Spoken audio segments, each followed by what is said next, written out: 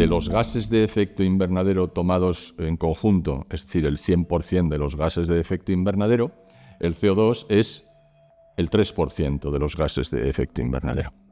El CO2 es un gas de efecto invernadero, eso es evidente. Pero el efecto invernadero de la Tierra está producido en principio por el vapor de agua. El vapor de agua está concentrado en la atmósfera en 4%, es decir, 40.000 partes por millón, mientras que el CO2 hay 400 partes por millón. Y de metano hay 17 partes por millón. Es decir, pongamos las cosas, las magnitudes en su justo valor, ¿eh?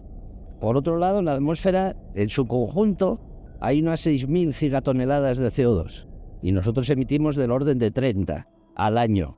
Es decir, no parece que la cantidad sea excesiva, al menos de momento. Todo esto nos lleva a pensar que sí, que el efecto invernadero existe, que es bueno para el planeta que el efecto invernadero exista y que nosotros estamos emitiendo CO2, pero que de eso se infiera que la emisión humana de CO2 es la que provoca el cambio climático o el calentamiento global, ya vemos como queramos, va un mundo.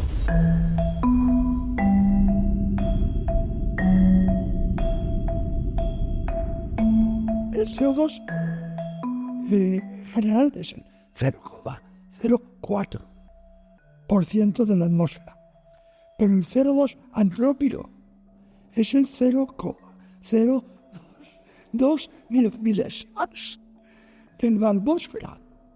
Sin embargo, ese 0,02 tiene una incidencia del 20% en el efecto invernadero. La mayor parte del efecto invernadero es el vapor de agua.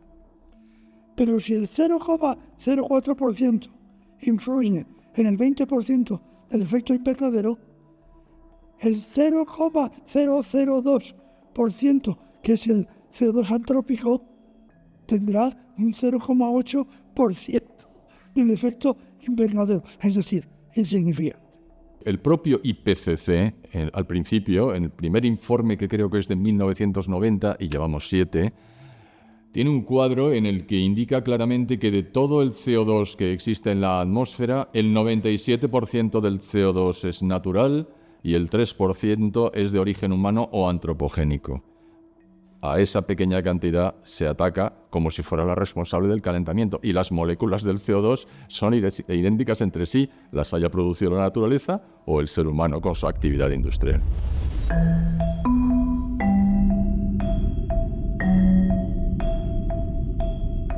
No, es curioso, pero se produce el incremento de CO2 después de las variaciones de temperaturas. Claro, esto es intuitivamente contradictorio con el efecto invernadero. Es decir, tú el efecto invernadero, ¿qué haces en un invernadero? Proyectas, introduces CO2 para mejorar el rendimiento de las plantas. Por supuesto, puedes subir la temperatura, que no es lo mismo que el CO2, si tienes exposición solar, con lo cual la suma de la temperatura más alta de la exposición solar y el CO2 hace que se suba la temperatura. Dices, el CO2 es previo a las subidas de temperatura. Bueno, pues históricamente, geológicamente, el CO2 se ha elevado después de las subidas de temperatura. Uno de los problemas principales es que no se puede establecer una relación causa-efecto entre el CO2 atmosférico y el calentamiento. Porque si tú eliges un intervalo de tiempo sí y otro no, hay intervalos en que funciona y hay intervalos en que no funciona. Pero si hay una relación causa-efecto, tendría que funcionar siempre. Vamos a segregar ambos conceptos, aunque muchas veces van juntos. Es decir, lo normal es que si algo causa otra cosa, evidentemente cuando sube ese algo, suba esa otra cosa. Y entonces se establece la correlación, una correlación causal.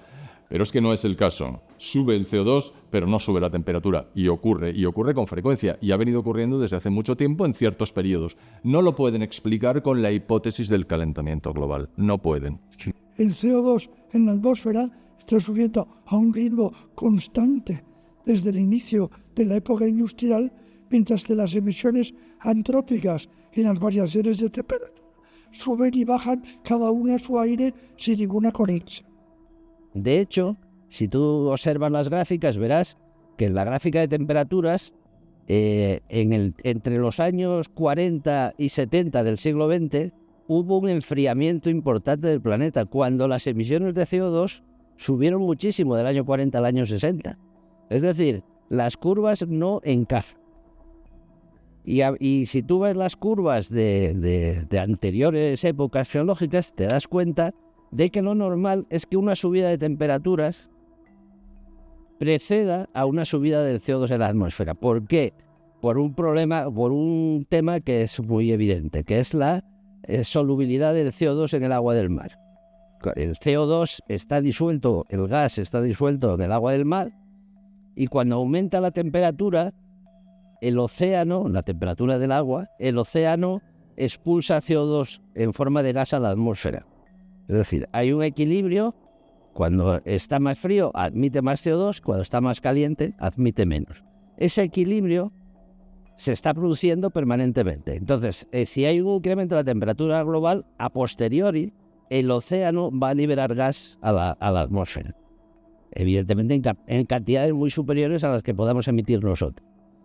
Por esa razón, no parece que coincidan las cosas, y también que la emisión humana de CO2 tendrá una pequeña parte de responsabilidad, pero en la medida de lo que viene siendo, es decir, no una gran importancia.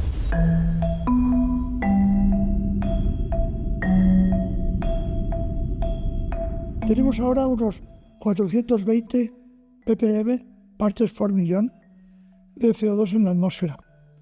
Ha habido periodos en el que ese valor atmosférico ha llegado a los 9.000 ppm. Sí, muchísimo más que ahora.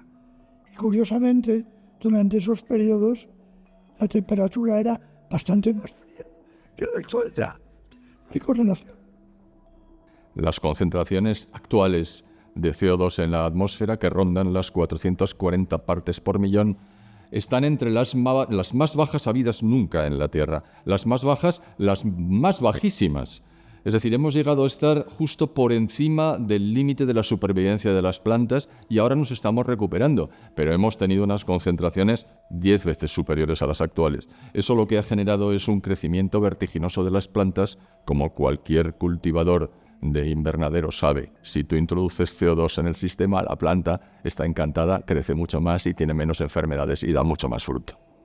Nunca ha habido un momento en la historia de la Tierra en el cual en la atmósfera hubiera 400 partes por millón de CO2, salvo en el Carbonífero y el Pérmico. En el resto de los periodos de la Tierra, los últimos 600 millones de años, la temperatura y el CO2 han estado mucho más altos. Y por ejemplo, del Cámbrico, hace 550 millones de años, las partes por millón de CO2 en la atmósfera eran 7.000, 8.000, 25 veces lo de ahora. 25 veces la de ahora, más o menos. Y es el momento de la explosión de la vida, es decir, la vida vertebrada y la vida que conocemos hoy día empiezan por los fósiles, la vida con esqueletos que podamos reconocer en las rocas, empieza hace 600 millones de años, y eso es en un momento donde el CO2 está entre 8 y 10.000 partes por millón.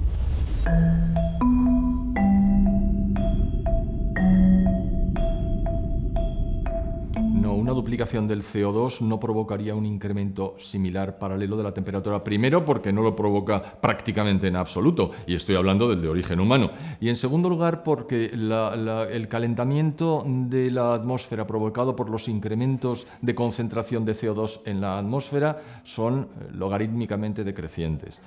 Es decir, por ejemplo, por poner cifras, porque los abstractos son más difíciles de captar, si la concentración del CO2 en la atmósfera pasara, que probablemente pase, o no, de los 440 partes por millón a 830 partes por millón, lo cual al ritmo actual ocurriría dentro de aproximadamente 150 años, la temperatura provocada no se doblaría en absoluto. El máximo que se alcanzaría sería de 0,83 grados centígrados, no más. Eso con una duplicación.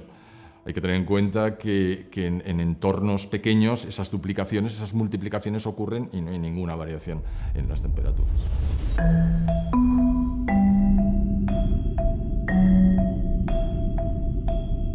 El CO2 es el chivo expiatorio porque se puede controlar su emisión.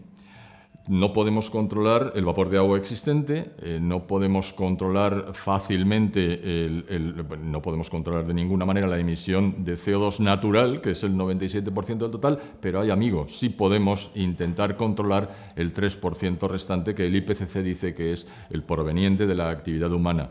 Como ahí lo tenemos pillado porque sabemos cuál es su origen, ahí atacamos, es decir, atacan los partidarios de la teoría de que un pequeñísimo porcentaje de un gas, es decir, el 3% de un gas, que a su vez es el 3% del total de los gases de efecto invernadero, es el responsable del efecto invernadero. Es completamente absurdo. Por eso no se trata de ciencia, se trata de política.